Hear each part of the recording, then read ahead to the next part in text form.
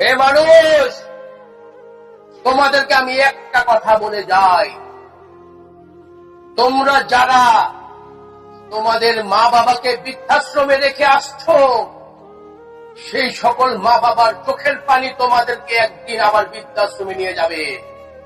কিভাবে নিয়ে যাবে তোমরা কখনো কল্পনাও করতে পারবে না।